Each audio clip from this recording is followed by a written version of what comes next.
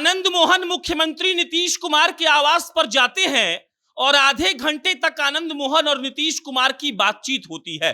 आनंद मोहन पटना आ गए हैं।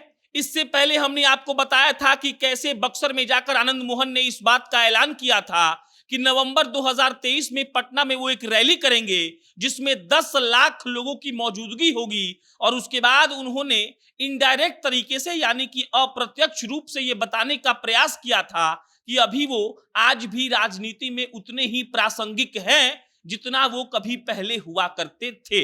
लेकिन आनंद मोहन का अचानक मुख्यमंत्री के पास पहुंचना, आधे घंटे तक मुलाकात होना कहीं ना कहीं इस बात की ओर इशारा कर रहा है कि आनंद मोहन को सुप्रीम कोर्ट की चिंता है। सुप्रीम कोर्ट में केस चल रहा है। सुप्रीम कोर्ट में जी कृष्णैया जी की जो पत्नी है, उन्होंने आवेदन देकर इस बात का गुहार लगाया था कि आनंद मोहन को फिर से सलाखों के पीछे डाल दिया जाए। सुप्रीम कोर्ट उसको एक्सेप्ट करता है। दूसरी सुनवाई होती है और दूसरी सुनवाई में भी बिहार सरकार को थोड़ा और वक्त मिलता है कि भाई साहब आप जल्द से जल्द आनंद मोहन के केस का और उनके रिहाई का सारा विवरण कोर्ट में जमा कीजिए। बिहार सरकार ने अभी वो विवरण जमा नहीं किया है, अगली तारीख को जमा किया जाएगा। उससे ऐन पहले आनंद मोहन का मुख्यमंत्री नीतीश कुमार से मिलना, लमसम 30 मिनट तक बातचीत होना, इसी ओर इशारा कर रहा है कि आनंद मोहन हो ना हो इसी बारे में बातचीत करने गए थे।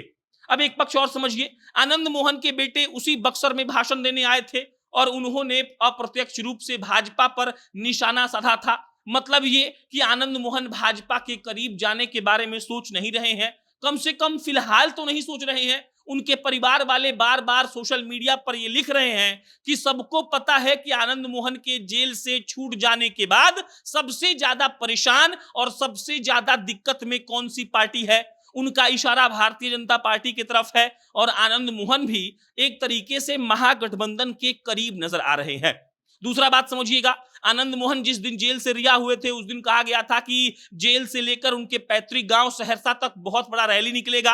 आनंद मोहन अपनी राजनीतिक शक्ति का नजारा दिखाएंगे। लेकिन हुआ ये कि अहले सुबह 5 बजे वो जेल से निकलते हैं, कोई राजनीतिक शक्ति नहीं दिखाई जाती है, गाड़ियों की भीड़ नहीं आती है। वो चुपचाप जेल से निकलकर अपने पैतृक आवास चले जाते हैं और उस दिन के बाद से आनंद मोहन आज खुले तौर पर पटना में दिखाई दिए हैं। उनके बेटे चेतन आनंद की शादी थी, देहरादून में शादी हो गई। उसके बाद आनंद मोहन एकाध कार्यक्रम में गए। उन कार्यक्रमों में आनंद मोहन ने जबरदस्त भाषण देकर इस बात का ऐलान किया कि जो लोग उनको ये समझ रहे हैं कि राजनीतिक तौर पर आनंद मोहन खत्म हो चुके हैं, ऐसा नहीं है। लेकिन आज मुख्यमंत्री नीतीश कुमार के पास जाकर आनंद मोहन की बातचीत होनी कहीं ना कहीं दो तरफ इशारा कर रहा है। पहला ये कि सुप्रीम कोर्ट में जो सब हो रहा है उस पर आनंद मोहन ने कुछ ना कुछ पूछा होगा, कुछ ना कुछ जानने का प्रयास किया होगा मुख्यमंत्री से। और दूसरा ये कि आनंद मोहन भी राजनीतिक तौर पर एक्टिव होना चाहते हैं।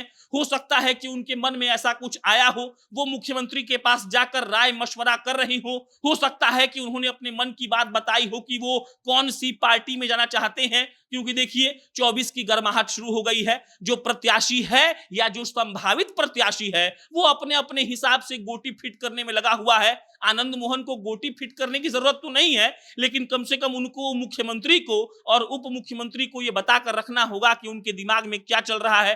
फिलहाल आनंद मोहन बीजेपी के करीब जाते नहीं दिख रहे हैं। महागठबंधन में ही हो सकता है जाएंगे, शिवहर का लोकसभा सीट भी हो सकता है। लेकिन सुप्रीम कोर्ट के अड़ंगा के बाद आनंद मोहन पर भी तलवार लटक रही है कि वो कभी भी फिर से सलाखों के पीछे जा सकते हैं। बहरहाल 30 मिनट की मुलाकात में एग्जैक्टली क्या क्या बात हुई, जैसे ही इस पर खबर आएगी आपको हम इत्तला करेंगे। बाकी मेरा नाम प्रशांत राय है। आपकी प्रतिक्रिया अपेक्षित है। बहुत बहुत धन्यवाद।